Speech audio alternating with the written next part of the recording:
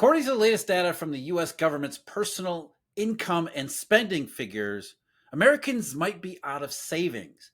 The savings rate tumbled to a low of 3.4%, and it hasn't been that low since the end of 2022 when we were talking about some tough times heading into 2023. And the reason that Americans are out of savings is, first of all, the supply shock and all of the gifts from federal government have long since been spent and used, and more Americans have to rely on their income. But income is not keeping up. According to the same report from the government, nominal incomes have slowed way down to the point that it's pressuring everything in the consumer economy. That's why we have a goods recession that is developing all over the United States as well as throughout the rest of the world in the global supply chain. But as consumers run out of savings, as they reach their limits, that means that as much as they've cut back a little so far, they're going to have to cut back a lot more in the near term. And as they do, that's going to be that's going to mean much bigger consequences all over the rest of the economy. So as the savings rate goes down, it's going to impact everything from goods to services and anything in between. So Steve Van Meter, here we are at a point where consumers have been careful about their spending. And even as they're careful about their spending, incomes just aren't keeping up enough that it's leading them to another round of, hey, I have to be even more careful than I was before, right? Yeah, absolutely, Jeff. Because you look at personal consumption expenditures, we know this is the Fed's preferred gauge of inflation, and then you look at personal income, and there is a slight gap between the two, and we know that consumer incomes are not keeping pace with the cost of goods, and so logically, it makes sense of what we're seeing right now is a decline in the savings rate. But what's interesting to me, Jeff, is normally we look back historically and you see declines in savings rates are usually you see an increase in consumption, whether it's the CPI, the PCE. You normally see that money gets translated out in the economy. This time, we're not seeing that. In fact, we've been seeing a slow decline in inflation, personal consumption expenditures, as savings rates draw down. And so what this is telling us, how we interpret this, is that consumers know they're not keeping up with inflation, so they have to draw down their savings. The problem is there just isn't very much left. And as you suggested, there's a point, and possibly in the not too distant future, where a wall gets hit. And we know, of course, they've been tapping credit cards. We can look at the consumer credit data lately and see that, yes, they're turning the credit cards, they're turning to those for pay, buy now, pay later loans. But the other concern here is the Philly Fed mentioned just last week that credit card delinquencies are rising. So what we're seeing here is we're very, very close to the inflection point where consumers realize, look, my pay is not keeping up with the cost of goods. My savings rate is drawn down. And as much as I don't want to cut back even further, I have absolutely no choice. Plus, Steve, don't we have to consider that rising unemployment is a factor as well? Because people, even if they're not laid off, they hear the rumblings. They hear all of the corporate managers saying, I'm not sure what we're going to do here. We're going to have to start looking at our workforce. They can feel the chill running through the entire labor market. And so that's a psychological impact that is having a bigger impact maybe on, not necessarily a bigger impact, but it's having as big an impact as the dwindling savings. And you just talked about that maybe consumers reached a point of no return, or at least a point where they realize that incomes are not going to keep up with their expenses. And I think we talked about this last October. You look at the latest figures from GDP, for example, specifically nominal spending on goods. Nominal spending on goods actually is declining a little bit, but it is still declining, which is a massive departure from where it had been over the last several years, where nominal spending on goods was surging and kept up. And what that said was that consumers are saying, we don't have the spending power. We don't have the savings built up. We don't have enough savings built up. There's no more coming. And we don't see a safety valve or another avenue to increase or maintain our spending coming from someplace else. Like you're saying, they're using credit cards as sort of a last resort. So they've been sort of biding their time, hoping things turn around. But as we continue to go into 2024 and now the middle of 2024, especially with unemployment rising, hours being cut, no one is hiring, at least not in terms of good jobs. I mean, it adds up to a whole lot of negativity on consumers, and it leads to the beginning of the vicious cycle. As you said, savings rate goes down. That's usually a recession signal. Yeah, Jeff, I'm glad you mentioned the labor market here because we look at continued unemployment claims. They were down, I think, about 9,000 to 1.851 million, which is really an insignificant change over the prior week. But what happens here is people get stuck on unemployment, as the word gets around, because you have a friend say, "Oh man, they lost their job." Oh, they're really talented. They'll find another one, and then they don't. And then week after week goes by. And yes, we lose the spending power of that 1.851 million people. And that, in the size of our economy, that's not really so much the issue. The issue becomes is that you see that they're struggling to find work. So you go into work and the boss says, "I don't have a whole lot of work." And you're looking around, you're seeing the new orders, the fax machine's not running, you're seeing the backlog start to get shipped out. And you think, wait a minute, I could be next, or someone here's going to be next. And I already know for a fact because my friends who are on unemployment, they can't get a job. Well, that means I might not be able to get a job. And when that starts to happen, that really does impact people's spending habits, and they start to then build up their savings, which is really interesting. The fact that we're not seeing a buildup in savings, which means, of course, that of retail sales is going to decline, new orders is going to further decline, more hours are going to get cut. You start to think about this, it just dominoes in the entirely the wrong direction, but that's exactly what happens. Did you just say they get orders by fax machine? What century is this? But no, the point is, I think that one of the reasons why we see, for example, consumer confidence tank as much as it did, is that consumers see the end of the road here. They can see it coming. They can feel it coming. All along, they've been dealing with, okay, my income isn't keeping up with my costs, but it's not that big of a difference. It's not that big of a divergence. And I still have some savings. I still have some cushion. Plus, the labor market is relatively robust. So maybe if I have to, I can go look for a job, or a better job, or maybe a second job, and that's a possibility. But as one after another of those things gets taken away, you can see confidence start to just plunge, because consumers realize what they thought they had as far as a margin for error is actually down to almost nothing. And as they have no margin for error, they get increasingly worried, they get increasingly anxious, and they tell these University of Michigan and other surveyors that they are not happy with the way the economy is today. And so that's why we saw basically a 20-point plunge in the University of Michigan's confidence index on consumers' assessment of the current economy just in the last 4 months. So as unemployment's rising, as savings go down, as all of these potential cushions disappear, Americans are getting more and more anxious and really scared about their economic situation, because they don't see a sharp drop in their costs anywhere up ahead. If anything, they might be growing at a slower rate, but they're still going up. You're still paying more for food. You're still paying more for necessities. And it just leaves them with very few alternatives, except the big one, which is to stop entirely, just to say, okay, I might want to continue to spend as much as I have, but I just can't.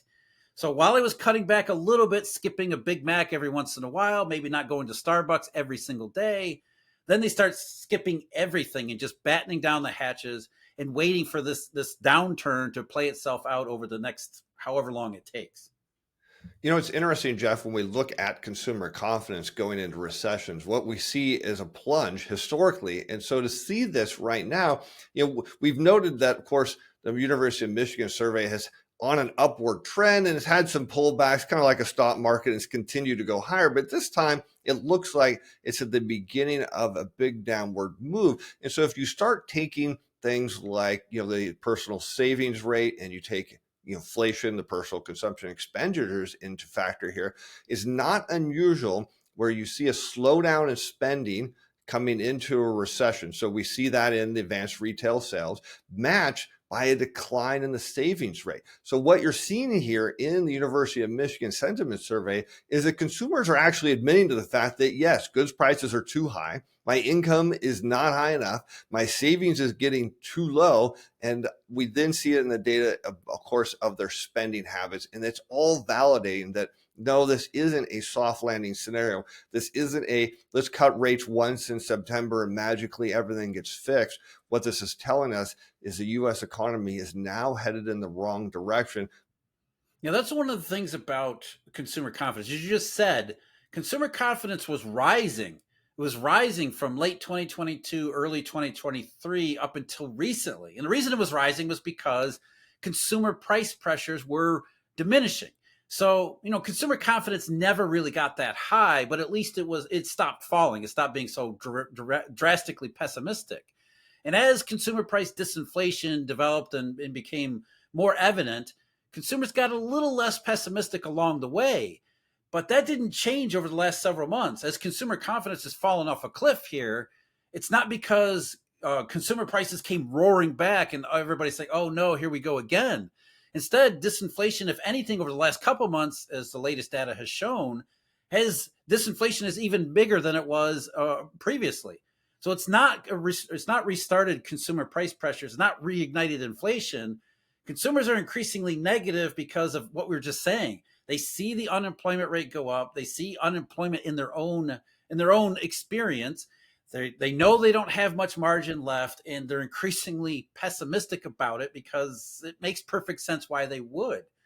And against that backdrop, Steve, I want to get your opinion on this. This is something that we saw a couple months ago, where there was a mini revival in manufacturing, where wholesalers and retailers built up a little bit of inventory. It wasn't a whole lot, but it did look like a reversal from the multi-year inventory cycle that we've been talking about really since late 2022.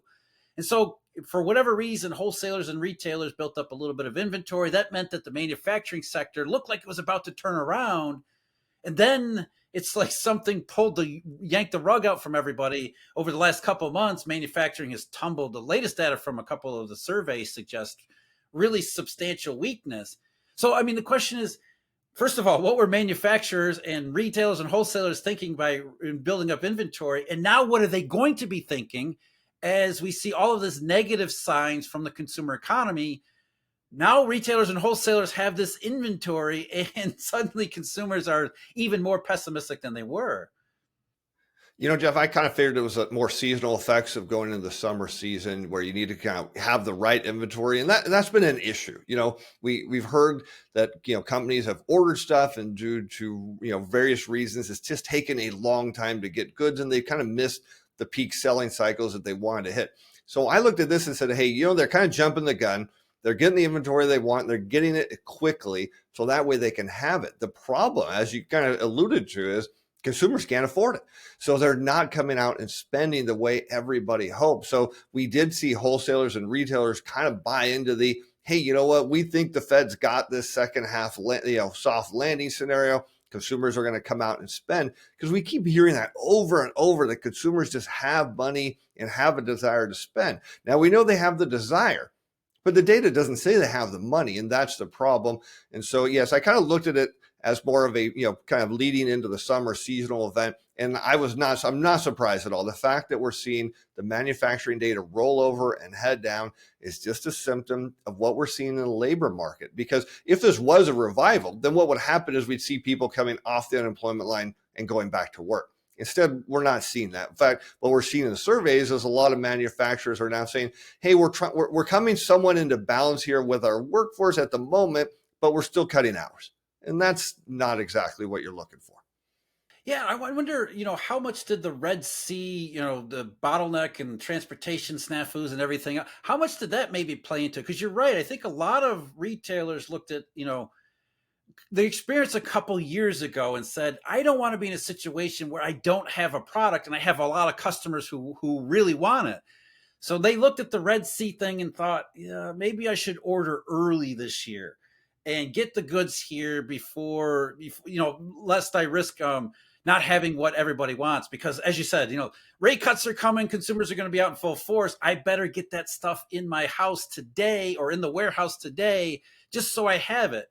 And only the problem with that is, of course, now that they have all that inventory, they don't have the customers. That's where it really gets into some of these more negative signals we've gotten from manufacturing just in the last week. I mean, it was Richmond Fed reported their lowest manufacturing PMI since 2020. And then right after that, the Kansas City Fed reported the exact same thing with new orders plunging, lowest since 2020.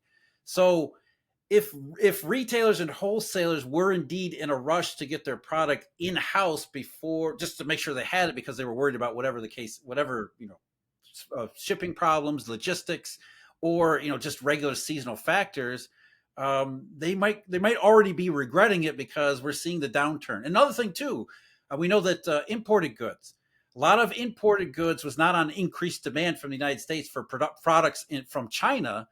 It was a lot of production in China and a lot of wholesalers in the United States wanting to get those goods in store or in the warehouses before tariffs showed up.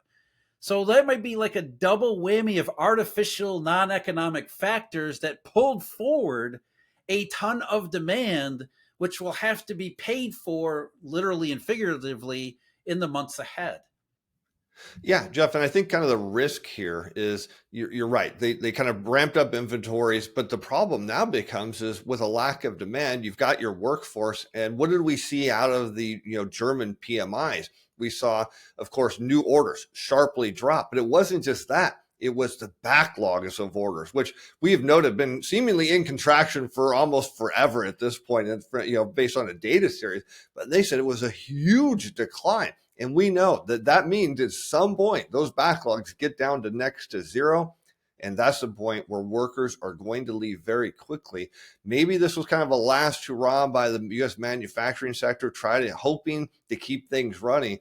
I have a hunch, though, in the months to come, we're going to see a lot of hours work getting cut. I think we're going to see more job cuts because the demand just isn't there.